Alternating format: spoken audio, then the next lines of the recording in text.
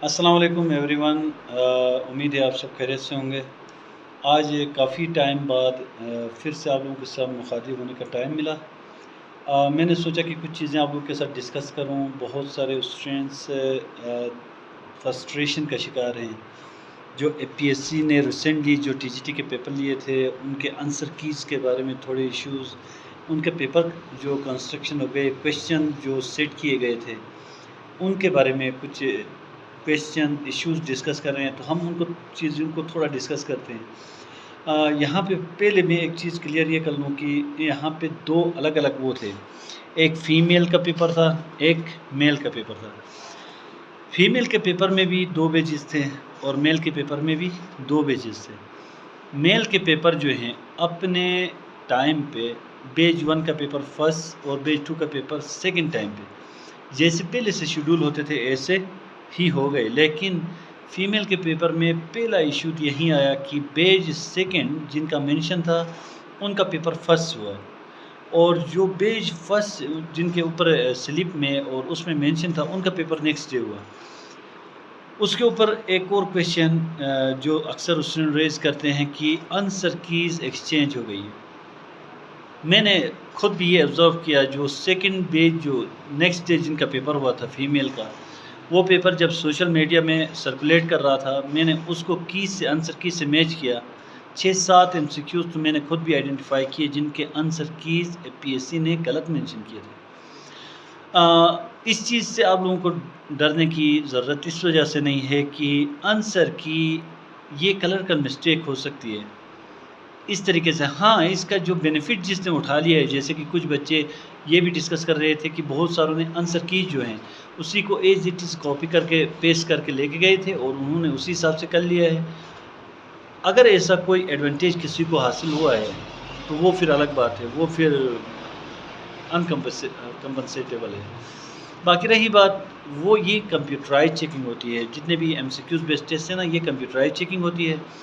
इसमें जो आपका पेपर जितने आपके एमसीक्यूज़ करेक्ट हैं, वो एज़ इट इज़ आपको मार्क्स मिलेंगे।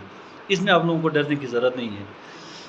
अच्छा, एक चीज़ जो मैंने ओवरऑल जो मेरे सिकरतु से भी कुछ स्टूडेंट वहाँ से कोई तकरीबन 200 के करीब स्टूडेंट्स और गिलगित से भी मेरे कोई तकरीबन 350-400 के करीब स्टूडेंट्स जो डिफरेंट बेजेस और डिफरेंट एकेडमीज़ में ऑलरेडी वो पहले प्रिपरेशन कर रहे थे टीजीटी की, उन सब के और आउट ऑफ दिस जो एकेडमी के अलावा बाहर जो जितने भी कैंडिडेट्स हैं, उन सब के साथ कांटेक्ट करने के बाद मुझे इतना जो मेरा अपना गेस है, मेरा एक्सपीरियंस है, फीमेल का मेरिट जो है वो 60 तक आ सकता है। 60 से नीचे चांसेस हैं, लेकिन बहुत कम चांसेस हैं मेरे हिसाब से। हो सकता है ये 50 में भी आ जाए कोई, लेकिन कल किसी ने कोई 55 लिया है, किसी ने 58 लिया है, वो ये समझ के बाद में मुझे ये मत कहिएगा, आप लोगों को कॉल करेंगे कि तो इखलाक सर ने कहा था 60 तक आएगा। आ सकता है, जो ज़्यादा चांसेस हैं वो 60 में रुक जाएगा, क्योंकि मोस्टली जो फीमेल कैंडिडेट्स हैं वो 70 प्लस में भी जा चुके हैं और बहुत सारे 60 में भी हैं। और दूसरा रीज़न ये है कि फ़ीमेल के पोस्ट ही तकरीबन 67 आई थिंक, तो टोटल पोस्ट ही इतने हैं, उसके लिए कोई 200 फीमेल्स को कॉल करेंगे इंटरव्यू के लिए, तो मेरे ख़्याल से 60 से अबव जो हैं 200 तकरीबन होंगे फीमेल्स।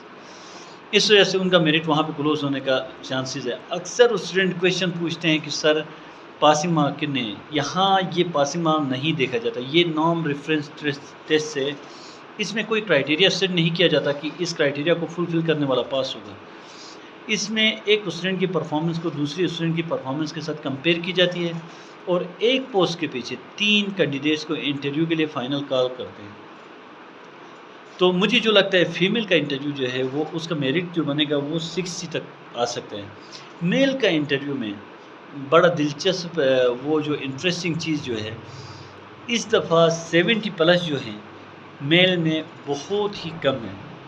गिने-चुने 70 अबव जो गए हैं वो बहुत ही कम, और मेल के पोस्ट जो हैं 162 है और 60 से 70 के बीच में भी इतने ज़्यादा नहीं हैं। तो मेरे हिसाब से जो और अब इनको कितने 500 के करीब स्टूडेंट्स को इंटरव्यू के लिए उन्होंने कॉल करना है पीएससी ने।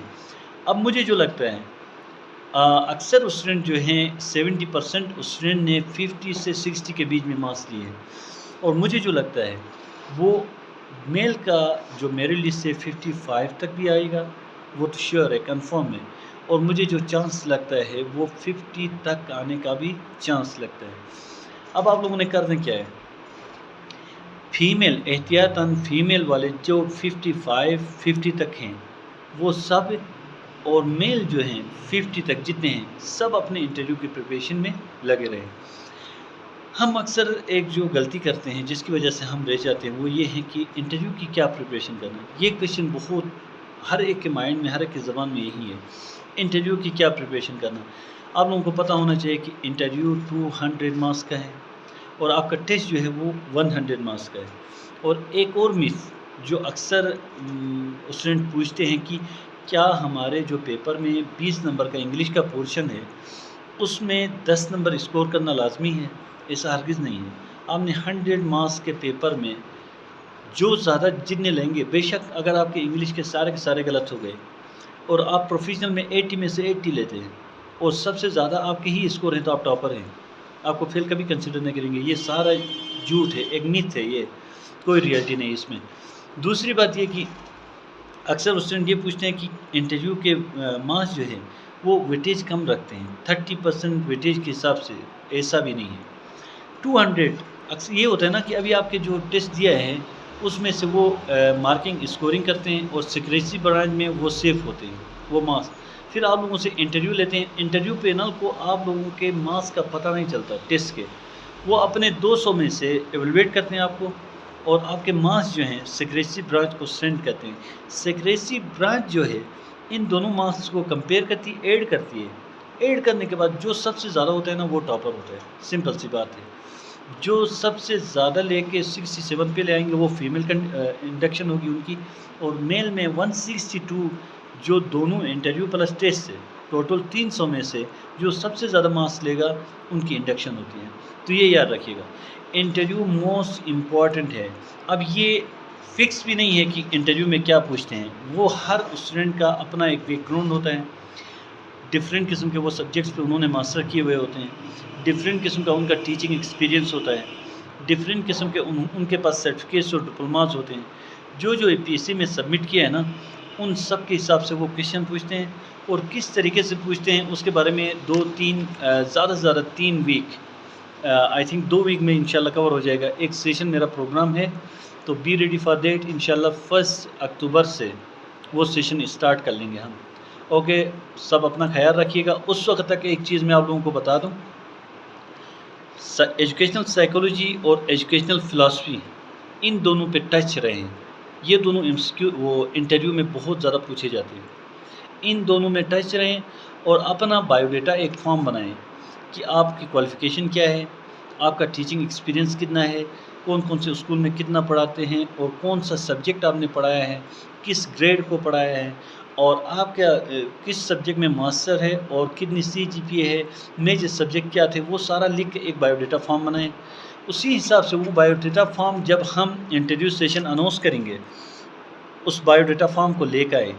हम उसमें क्या करेंगे, नंबर 1 तो पहले 2 हफ्ते तकरीबन आप लोगों के क्लासेस होंगी जिसमें आप लोगों को ये बताया जाएगा कि इंटरव्यू कैसे कंडक्ट करते हैं, क्या क्या चीज़ें होनी चाहिए, किस चीज़ का आप लोगों ने ख्याल रखना है। उसके बाद हम एक पैनल जिसमें इंग्लिश का बंदा भी मौजूद होगा और एजुकेशन और एक जनरल एक प्रोफेसर जो जनरल जो आपके एक्सपीरियंस से क्वेश्चन पूछते हैं। एक्सपीरियंस मींस आप अगर टीचिंग कर चुके हैं तो आपसे डिफरेंट क्वेश्चन पूछते हैं जो को करिकुलर एक्टिविटीज़ और डिफरेंट किस्म की एक्टिविटीज़ से रिलेवेंट होती हैं। इनडायरेक्टली वो क्वेश्चन पूछे जाते हैं, उन सब से पूछेंगे हम। और आप लोगों के जो लूप होल्स हैं, जो वीक पॉइंट्स हैं, वीक एरियाज़ हैं, उनको हम आइडेंटिफाई करके फीडबैक देंगे। आप लोगों को इनको इम्प्रूव करना होगा। फिर 2-3 वीक बाद हम एक इंटरव्यू और कंडक्ट करेंगे जिसमें हम उन्हीं एरियाज़ को फोकस करेंगे जिसमें आपके वीक एरियाज़ से और जिसमें आपने इम्प्रूवमेंट की है कि नहीं, वो सारी चीज़ें उसमें डिस्कस कर लेंगे। उस वक्त तक आप फ़िलासफ़ी और एजुकेशनल साइकोलॉजी को देखते रहें। उन दोनों उसमें जितने भी थ्योरीज़ हैं उन सब को गौर से डिटेल में स्टडी करें, क्योंकि इंटरव्यू में आपको सही तरीके से एक ऑर्गेनाइज वे में एक्सप्लेन करना होता है। क्योंकि इंटरव्यू जैसा आप लोगों के क्वेश्चन और कंटेंट नहीं देखा जाता, आप लोगों की कन्विंसिंग पावर, आप लोगों की बॉडी लैंग्वेज, आप लोगों का जेस्चर, आई कॉन्टैक्ट, ये सारी चीज़ें मैटर करती हैं। ओके, थैंक यू, अल्लाह हाफ़िज़।